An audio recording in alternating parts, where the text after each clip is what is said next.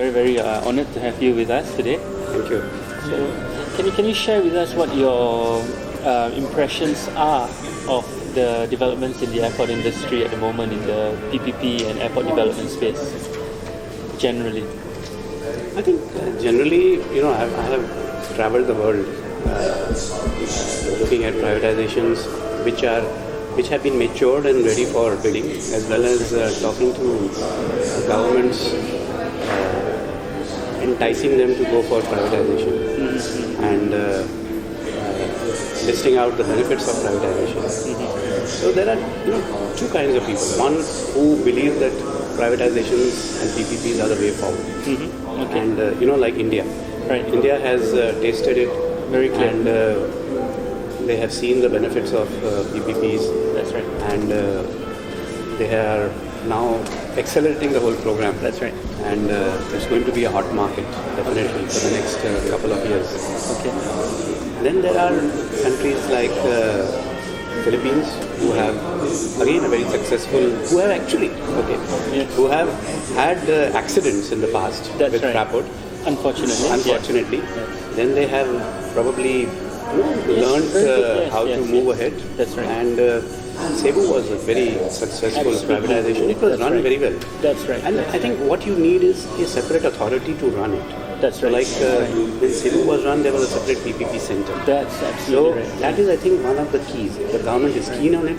It should not be run by the civil aviation department. There should be a separate department only to look at PPPs and privatizations, so that you are running the process in a way which makes people comfortable. That's right. And gives them a sense that there will be a transparent, fair outcome. So that is one kind of, and they have been successful, so they are moving ahead, probably with a different model now, but still I think they are moving ahead. Then Eastern Europe, again, there have been, we have mixed views about it. We have participated. We didn't win the first one, which was Belgrade, Sofia. We were very active, but there were issues from our side in terms of terms and conditions of the tender, so we didn't participate. But at least, there is, in Eastern Europe, there is a process to go ahead. We are looking to see what will happen in Americas. That's right. Now, I have travelled, of course, across Asia, and Indonesia has been talked about for very long, and we'll have to see how it goes. It needs some legal changes, but I have talked to governments like Nepal, Bangladesh, Sri Lanka, and some of the CIS countries in Asia also, and many governments still feel that airports are crown jewels, family jewels. You can't give it away. I think that view will change as they see more and more successes. So I think PPPs are the way forward in airports. They are good businesses to privatize. Yes. Investors are interested. They can make money.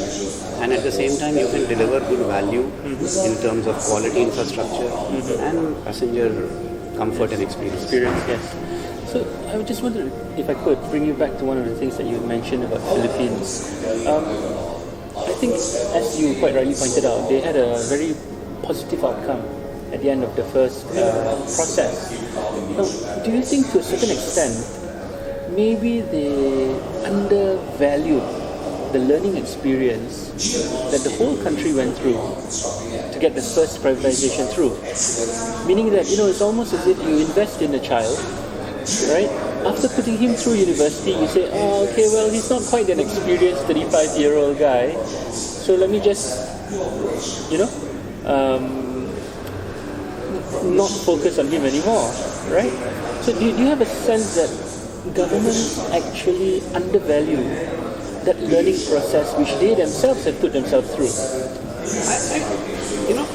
I tend to agree with you that the process of Cebu was run very well. It had got excellent response from international investors. Absolutely. The outcome was excellent. That's right. It was a one-time payment. That's right. That's right. Now I think where psychologically the issue probably, in my opinion or my guess, I would say, has come is that the one-time payment is gone and dusted, it is digested. Now the airport is doing well, it is making money, it has delivered quality infrastructure. That's absolutely right. Then the government is saying, what? I mean, these guys are making this much money.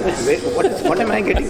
But probably that money which has been paid upfront that is gone and forgotten. So, I mean, you can always follow the same model, which is a time-tested model across geographies, rather than this O&M and privatization model. That's right. And you can change the methods of remuneration of the government. It can be one time plus some regular payments. Absolutely. It can be a revenue share. It can be what India has done is linked to the passengers. That's right. So there is a fair sharing of the gains of running the business. Okay. Even though the one-time payment was also a fair share. Oh, absolutely. It has to be a fair share, because if 7 bidders are bidding and they are looking at a one-time payment. Global players, right? It's a global player, so it was a fair share. But if the government feels that they should get some money on a regular basis, then maybe they can just change the way the the payments are to be made to the government instead of one time. It can be a more regular payment. But I think this model is more effective and better. Okay. O&M model, I mean, I wouldn't want to comment yet. We'll see how the outcomes are. That's right. And the other point I want to make also on the Philippines is that, you see, the Swiss challenge approach, it does not give you a comfort that what outcome you are getting is the ideal outcome. Take this Huracan airport. Yes. I mean, if it was bid out on an international basis, I'm sure there would be a queue of people ready to look at it, invest, and probably the government would have got a much better outcome. That's right. Now, this Swiss challenge model is not the ideal model, because you see, somebody is already putting a number on the table. That's right. And if you put a number, he has the right to match it and take it. So why should I spend money? That's right. It's an expensive proposition to do a detailed due diligence, and why should somebody think that I mean, it's unless I believe that I will put a number which he will not match. That's right. Which is a very difficult guess to take. Yes. I think it's a good point that psychologically some of these theories, when you put on paper, it's somehow a little bit forgotten. The psychological aspect. So you have it on paper, it looks nice. Somebody transferred it from some textbook, from some multilateral, and it's fantastic, right?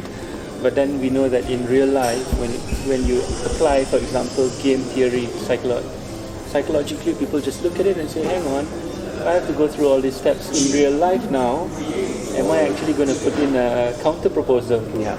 Right? So I think absolutely the whole industry is... Because somebody is starting with a very clear advantage. So you are running with a handicap. So it's very difficult to assume that you will be able to overtake him.